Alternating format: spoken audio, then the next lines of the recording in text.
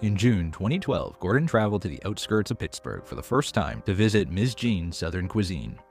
The soul food restaurant was run by Jean Gould, who had been a special education teacher for 25 years before she retired. When she started cooking for members of her church, they encouraged her to start catering on a larger scale, and she opened her own restaurant in Steel City in the year 2000. While Jean is known for her kindness and compassion, she's also known for the other side of her personality. She's a Jekyll and Hyde character, and her angry outbursts have led to staff giving her the nickname Mean Jean. She has an attitude problem. If I catch you on your phone, it's considered your 15-minute break. According to Jean, the reason she loses her temper is that her staff are lazy. Along with arguments about phone use during their shifts, Jean gets frustrated that her staff aren't as careful and responsive as she would like. I have to go and tell them 4 or 5 times, you need to do this, you need to check this, you need to check that. But when customers don't like the food, it seems that she isn't very open to constructive criticism or feedback. She is certain that there isn't a problem with the food, and customer complaints are just wrong. She said this is like eating a potato chip. That lady lying. A tearful Jean doesn't understand why her restaurant doesn't have any customers. Having invested all her savings, she risks losing everything. And while she has spent her life helping other people, she is now desperate to receive some help herself. Gordon has arranged for a car to transport him from his hotel to the restaurant, but Miss Jean has other ideas. She wants to speak to him alone before he meets her staff, so they settle down for a chat over a portion of her peach cobbler. Jean is convinced that her food isn't the problem and rates it an 8 out of 10. Instead, she tells Gordon that the real issue is her staff, who arrive late, take too many breaks, and spend their days on their phones. She explains her financial issues and how she is forced to cook, serve, and run the restaurant herself because she can't afford more help. And she can't afford for the business to fail. A sympathetic Gordon assures her that he understands her issues and will head straight over to the restaurant for a meeting with her staff. Arriving at the restaurant, Gordon is looking forward to some good soul food. As they hear him arrive, the servers quickly finish their breaks before heading out to meet the celebrity chef. Chef Ramsay is greeted by Marissa. Upon entry, he is immediately unimpressed by the huge empty dessert displays in the entrance area. She admits that the restaurant looks a bit like a prison cafeteria. Not a good start. The restaurant looks like a prison cafeteria. It's just embarrassing. I mean, Chef Ramsay's coming in asking when was the robbery? Calling a meeting of all the kitchen and dining staff, Ramsay gets to meet Chef Mike. And no, this time that's not slang for the microwave, along with the rest of the team. Gordon reveals that Jean believes the staff are the restaurant's biggest problem. The group clearly doesn't agree and tells Gordon that her attitude problem is the real issue. Gordon finds it hard to believe that such a pillar of the community could be known for being mean, not only to her employees but to her customers too. He calls Ms. Jean into the meeting and confronts her over her apparent mean streak. She denies treating customers badly, even when presented with examples. Instead, she accuses staff of constantly checking phones and reveals that she follows her staff and listens when they go to the bathroom to ensure they are not making phone calls. Privately, Ms. Jean reveals that she can only keep the restaurant running for a month if she can't turn the business around financially. Gordon sits down to sample the food. Marissa brings him a menu and Gordon picks out some classic soul food dishes. As he tries to order each one, Marissa has to repeatedly break the news that they are unavailable. It seems that around 2/3 of the items are currently off. Finally, he manages to place his order, which he plans to wash down with some sweet tea, which Gordon describes as being like sugar syrup. He switches it out for a glass of water, much to Ms. Jean's disgust. It's supposed to be sweet. That's why they call it sweet tea. While he waits for his food, Gordon takes a look around the depressing dining room, which includes a stationary bike tucked around the corner, which Marissa explains is for Ms. Jean when she feels like exercising. That's a first for Gordon. On his way back to his table, he checks in with other diners and spots a flattened, smashed burger bun on a lady's plate. He asks for it to be replaced, leading to one of Jean's sudden mood changes. Please tell me that the bun didn't go out looking like that. How can somebody mishandle bread? Gordon's first taste of the restaurant's soul food is a dish of barbecue ribs, which are overly salty. He suspects they have been soaked in brine and sends Marissa to ask the chef. Ms. Jean samples the ribs herself and announces that they aren't too salty at all. The mac and cheese is so hot that it's loudly bubbling when it reaches the table, a sure sign that it's straight out of the microwave. Gordon labels it bland, overcooked, and dreadful. Not a great review of what should be a soul food staple. Ms. Jean once again disagrees. And I really don't think Chef Ramsay know how to cook soul food. Just like I wouldn't know how to make food that British eat. Next, Gordon stands a depressing chop on end and compares it to a map of America, pointing out California, the Midwest, and his current location near Pittsburgh. God bless America. Fuck off, fly. Branding the pork chop drier than the Sahara Desert, Gordon is so unimpressed he asks Marissa for a wheel for the exercise bike so he can get out of there fast. Ms. Jean once again stands by her food. Heading back to the kitchen, Gordon shares his thoughts on the meal, all of which are less than complimentary. As well as missing the basic dishes, the food was badly seasoned and generally disappointing.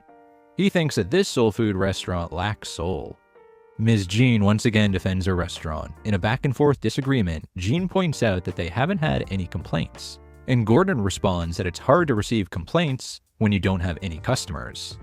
A defiant Miss Jean feels that Gordon doesn't understand the number of hats she is wearing, as she juggles running the restaurant alone. Yeah, you know what Chef Ramsay can do? He can wear one of my hats, and that's one of them. That evening, Gordon returns to the restaurant to observe a dinner service. As he walks through the door, he finds himself in the entrance area, which he feels is like a doctor or dentist waiting room. As Marissa takes the first orders of the evening, and Gordon tries to understand how the kitchen team works, a disagreement erupts in front of him over how the tickets should be shared out. The kitchen is in chaos already. Despite the disorganized system, dishes start leaving the kitchen, but very soon they start coming straight back. As he walks out to the reception area, Gordon catches one of the front of house staff members chatting on her phone. Despite being busted by Chef Ramsay himself, she argues that she can still see customers arriving, so she is still doing her job. Rather than being embarrassed, she finds getting caught hilarious and decides to share her funny story with a friend on the phone. Unfortunately for her, Chef Ramsay and Ms. Jean then catch her on her phone for the second time in a matter of minutes. A disgusted Gordon and a furious Ms. Jean call her out on her disrespectful behavior, and an argument erupts between owner and employee, who announces she is leaving. I'm a volunteer. Let's make that very clear. Pay me with chicken wings, please. As customers start gathering at the now understaffed front desk, more orders are returned to the kitchen. A dry chicken dish that Chef Ramsay can't even swallow turns out to be left over from the lunch service. He then finds a whole tray of old chicken that needs to be trashed, which he points out is just throwing money away. This causes an angry outburst from Ms. Jean, which quickly becomes deeply emotional. The despairing owner feels overwhelmed and demoralized. The entire kitchen staff and a speechless Gordon watch on silently as Ms. Jean makes her heartbreaking speech. Having witnessed her reaching a breaking point, Ms. Jean's staff offer their love and support. Gordon comes up with a plan. In the morning, Gordon takes the staff to the movies, but they're not going to be enjoying the latest blockbuster. This film may be a little uncomfortable for the invited audience, one of them in particular. As they pick at their popcorn, the staff watch Gordon's latest film project, which he has called The Other Side of Ms. Jean. Previous customers share their experiences of Ms. Jean, or Ms. Mean, and tell their stories of rudeness, poor customer service, and bad attitude. One previous visitor reminds her that it takes years to get a customer and just seconds to lose one, as she had done with him. As the film ends, Chef Ramsay calls for an attitude adjustment from the owner, as well as all the staff, if he is to invest his time and money to relaunch the restaurant. Ms. Jean seems genuinely shocked at the reputation she seems to have developed in the community. In order to make amends, Gordon gathers a group of previously unhappy customers, and Ms. Jean makes a heartfelt apology. She promises that service will always come with a smile in the future if they give her another chance. With hugs all around, it seems that she is forgiven. Overnight, Gordon's team move into the restaurant building and get started on one of the biggest makeovers they've ever attempted. The next morning, it's time for the big reveal. Within seconds, there are more tears from Miss Jean, but this time they're happy ones. Giving her a hug and a kiss, Gordon encourages her to dry her eyes and take in every detail of her beautiful new restaurant. The prison cafeteria decor is a distant memory. The ugly, cold green and brown walls have been replaced with warm and modern gray, complete with clean white tree murals. bright yellow birds give the dining room a distinct personality and are complemented by contemporary yellow chairs. And handcrafted tables have been made from reclaimed wood from a local bar, expanding the seating capacity from 45 to 75 seats. The entire staff love the transformation, and Ms. Jean is once again reduced to tears by what Gordon has done. She promises to make just as dramatic a transformation of herself. Next, Chef Ramsay reveals the new and improved soul food menu, all served on brand new plates. The team start digging into the new dishes, and Ms. Jean has to admit that she was wrong. Gordon definitely can cook good soul food. Once every dish has been sampled, everyone heads back to work. Well, nearly everyone. There's plenty left over, and apparently the new dishes are just too good to waste. That evening, the local community is out in force to support the relaunch, including the town's mayor. The newly reorganized kitchen is now under Ms. Jean's command as expediter, and food is quickly sent out to waiting diners. Unfortunately, communication between kitchen and front of house is less successful, and food is left getting cold while Ms. Jean waits for Marissa to run it to the dining room. A frustrated Marissa feels overwhelmed by Ms. Jean constantly yelling her name, and her mood isn't helped by the mayor's table, who still haven't received their food, getting ready to leave. Her stress turns to tears and threats to leave. Gordon tells everyone to stop what they are doing. Ms. Jean takes a moment to calm Marissa, showing kindness and compassion instead of her usual frustration. Having demonstrated clear leadership under pressure, Ms. Jean oversees food leaving the kitchen once again, and even has time to go out and greet the diners, with a smile as promised. The chefs feel a huge difference in the kitchen's atmosphere, and when they meet Chef Ramsay after service, he announces that Ms. Mean has left the building.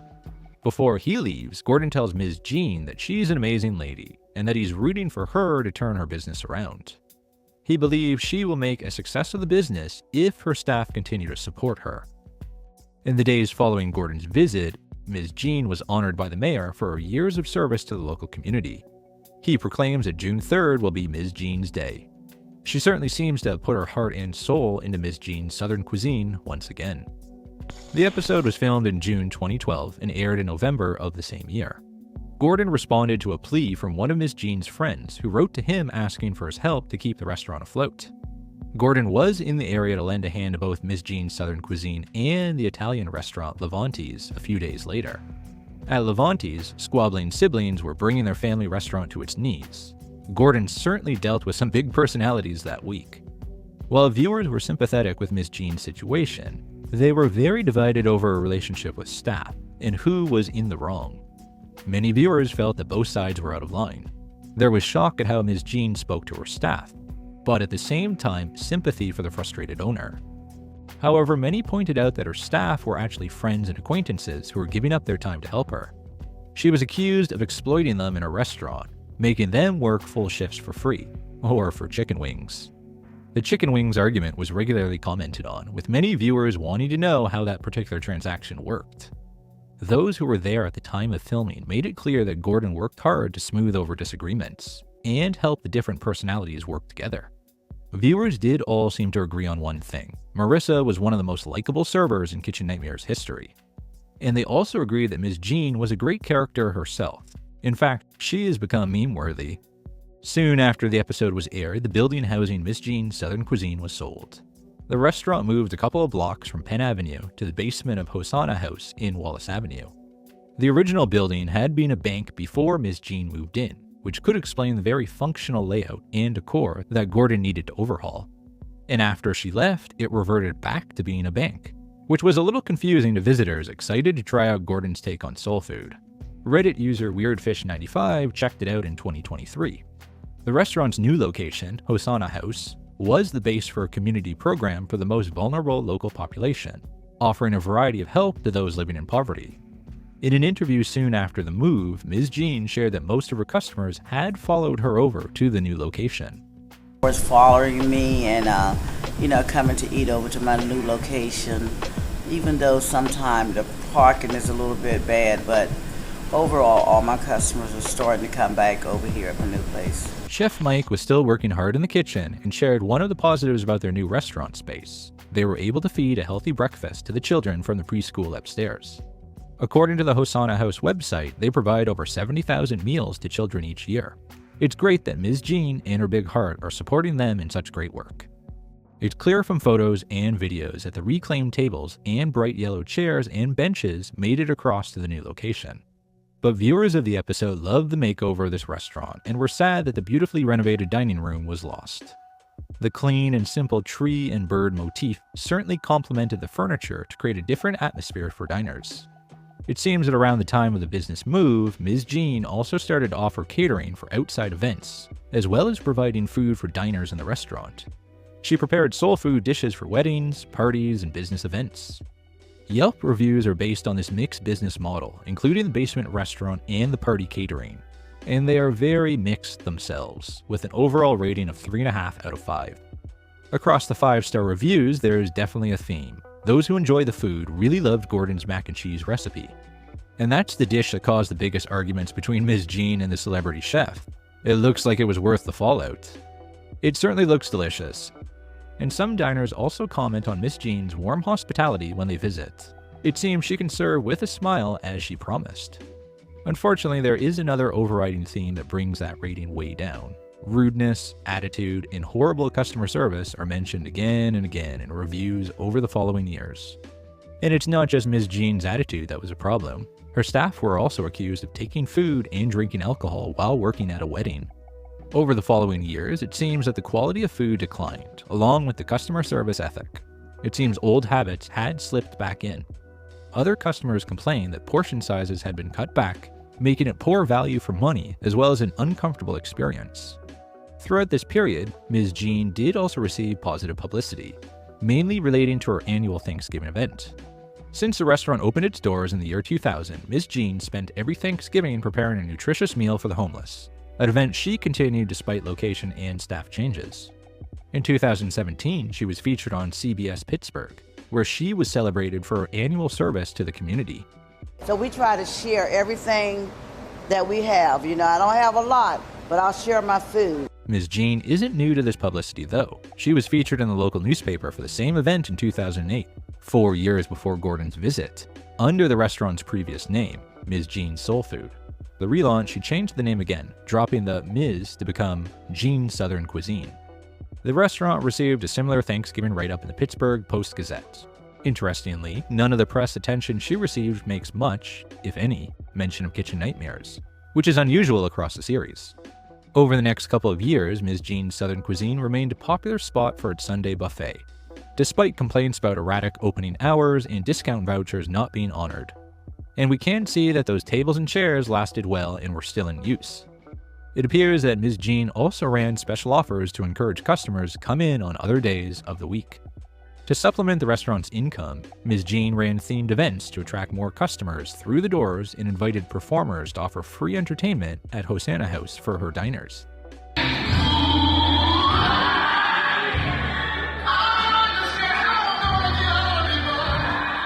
It appears that Ms. Jean and her team managed to keep the restaurant running through the difficult years of the COVID pandemic, when many other businesses were forced to close.